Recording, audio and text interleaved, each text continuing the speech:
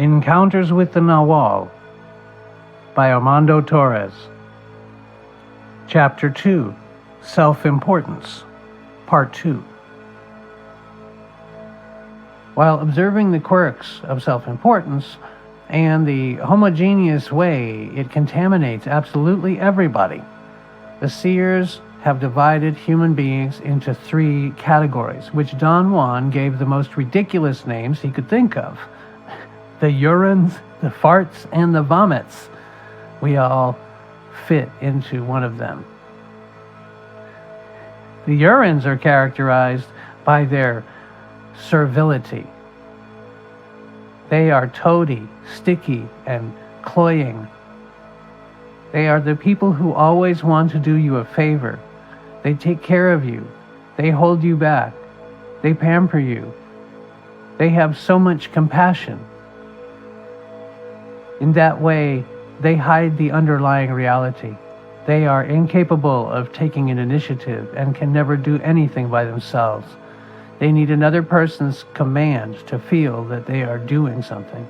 And unfortunately for them, they assume that others are as kind as they are. And because of that, they are always hurt, disappointed, and tearful. The farts, on the other hand, are the opposite. Irritating, mean, and self-sufficient, they constantly impose themselves and interfere. Once they get hold of you, they won't leave you alone. They are the most unpleasant people you'll ever meet. If you are calm, the fart will arrive and wind you up and pull you in and use you as much as possible. They have a natural gift as teachers and humanities leaders. They are the kind who will kill to stay in power. The vomits are in between these 2 categories. As neutrals, they are neither imposing nor will they be led.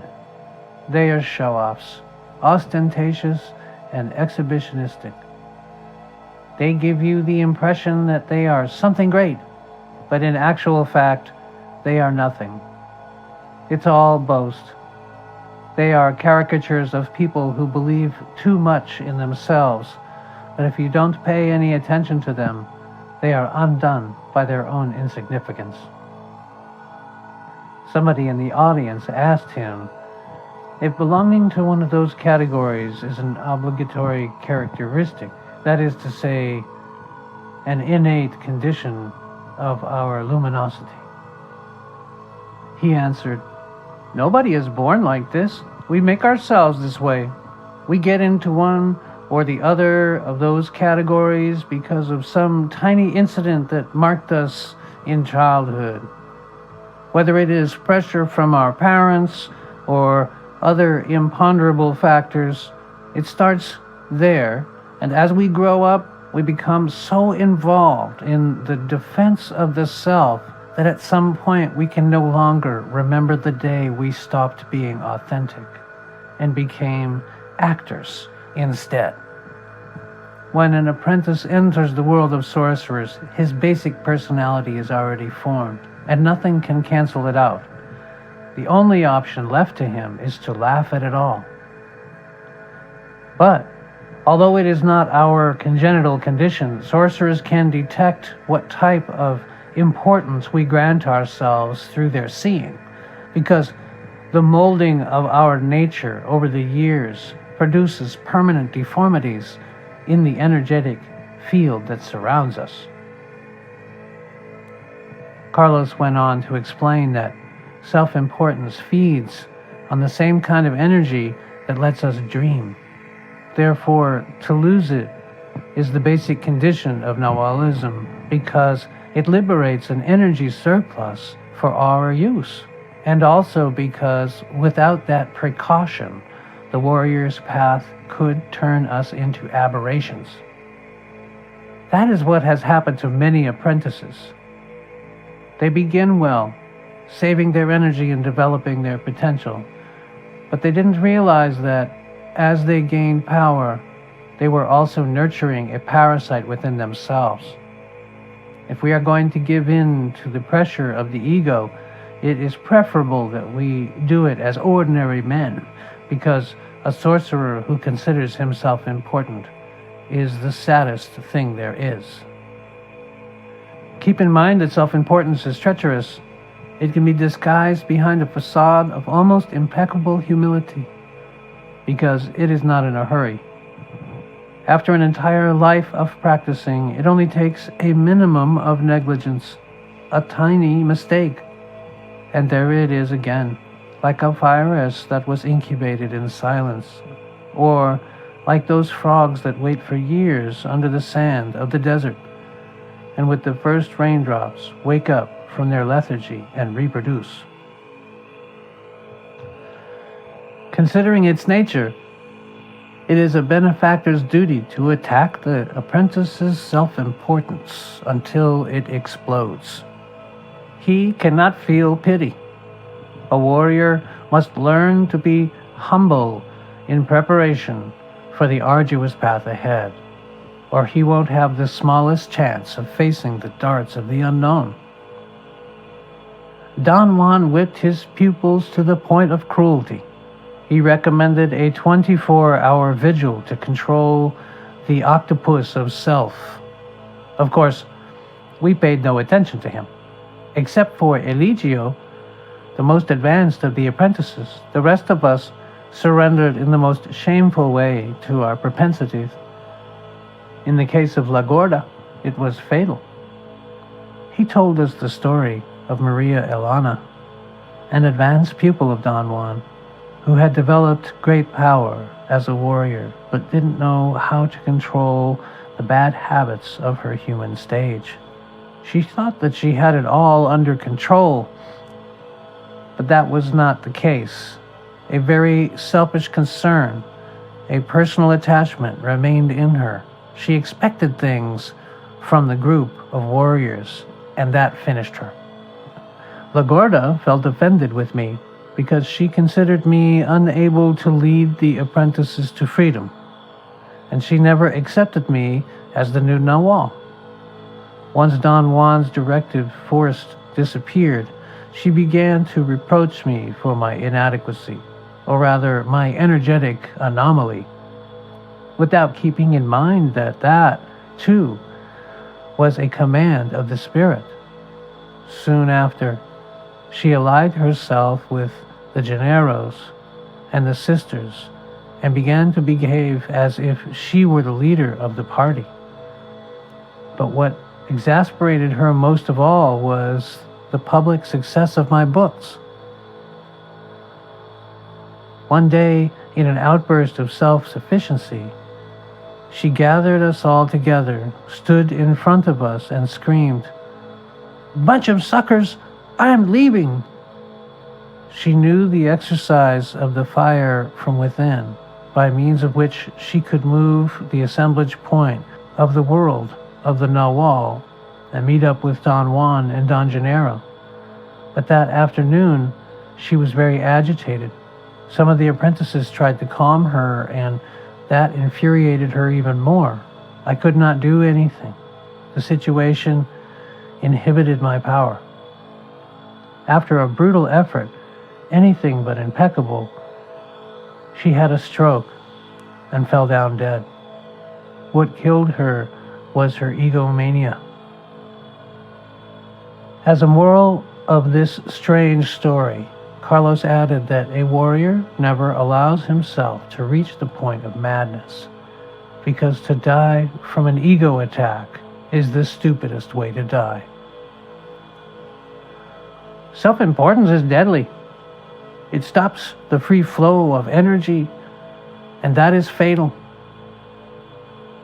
It is responsible for our end as individuals, and one day it will finish us as a species. When a warrior learns how to toss it aside, his spirit unfolds, jubilant, like a wild animal liberated from its cage and set free. Self-importance can be fought in various ways, but first of all, it is necessary to know that it's there. If you have a defect and you recognize it, half the work is done already. So, above all, realize it. Take a board and write on it, "Self-importance kills," and hang it in the most visible spot in the house. Read that sentence every day. Try to remember it while you work. Meditate about it. Maybe the moment in which its meaning penetrates your interior will arrive, and you decide to do something. To realize it is, by and of itself, a great help, because the fight against the self generates its own impetus. Ordinarily, self-importance feeds on our feelings, ranging from the desire to get along with other people and to be accepted by others, to arrogance and sarcasm. But its favorite area of action is pity, for oneself and for those who surround us. In order to stalk it, above all, we have to deconstruct our emotions into their smallest particles and detect the sources that nurture them. Feelings rarely present themselves in a pure form. They disguise themselves. To hunt them down like rabbits, we have to proceed very delicately and strategically, because they are quick and we cannot reason with them. We begin with the most obvious things like, how seriously do I take myself? How attached am I? To what do I dedicate my time? These are things we can begin to change, accumulating enough energy to liberate a little bit of attention that in turn will allow us to go deeper into the exercise. For example, instead of spending hours watching television, going shopping, or talking to our friends about stupid stuff, we could dedicate a small part of that time to do physical exercise, to recapitulate our history, or go along to a park, take off shoes, and walk barefoot on the grass. It seems simple, but with those practices, our sensorial panorama changes. We recover something that was always there, which we had given up for lost. Starting from those small changes, we can analyze elements more difficult to detect, where our vanity is projected into insanity. For example, what are my convictions? Do I consider myself immortal? Am I special? Do I deserve to be noticed? This kind of analysis enters into the field of beliefs, the very core of our feelings. So you should undertake it through internal silence and make a very fervent commitment to honesty. Otherwise, the mind will have its own way and use all kinds of justifications. Carlos added that these exercises should be made with a sense of alarm, because it truly is about surviving a powerful attack. Realize that self-importance is an implacable poison. We have no time left. Urgency is what we need. It is now or never. Once you have dissected your feelings, you should learn how to channel your efforts beyond human concerns, to the place of no pity. For seers, that place is an area in our luminosity, every bit as functional as the area of rationality. We can learn how to evaluate the world from a detached point of view, just as we learned as children to judge it from the point of view of reason. The only difference is that detachment as a focal point is much closer to the warrior's temper. Without that precaution, the emotional turbulence stirred up by the exercise of stalking our self-importance can be so painful that we may turn to suicide or insanity. When the apprentice learns how to contemplate the world from the position of no pity, perceiving that Behind all situations which imply an energetic drain, there is an impersonal universe. He stops being just a knot of feeling and becomes a fluid being. The problem with compassion is that it forces us to see the world through self-indulgence. A warrior without compassion is a person who has located his will at the center of indifference, and he doesn't soothe himself by saying, "Poor me." He's an individual who feels no pity for his weaknesses, and he has learned to laugh at himself. A way to define self-importance is to understand it as the projection of our weaknesses through social interaction. It is like the screams and threatening postures some small animals adopt to hide the fact that they don't really have any defenses. We are important because we are afraid, and the more fear, the more ego. However, and fortunately for warriors, self-importance has a weak point. It depends on recognition to maintain itself. It's like a kite that needs a current of air to ascend and to stay high. Otherwise, it will fall down and break. If we don't grant any importance to the importance, it's finished. Knowing this, an apprentice renovates his relationships. He learns how to escape those who confirm his self and frequents those who don't care about anything human. He looks for criticism, not flattery. Every so often, he starts a new life, erases his history, changes his name, explores new personalities, and annuls the suffocating persistence of his ego. He puts himself in situations where his authentic self is forced to take control. A power hunter doesn't have pity. He doesn't look for recognition in anyone else's eyes. The state of no pity is surprising. One attempts to reach it step by step through years of continuous pressure, but it happens suddenly, like an instantaneous vibration that breaks our mold and allows us to look at the world with a sincere, serene smile.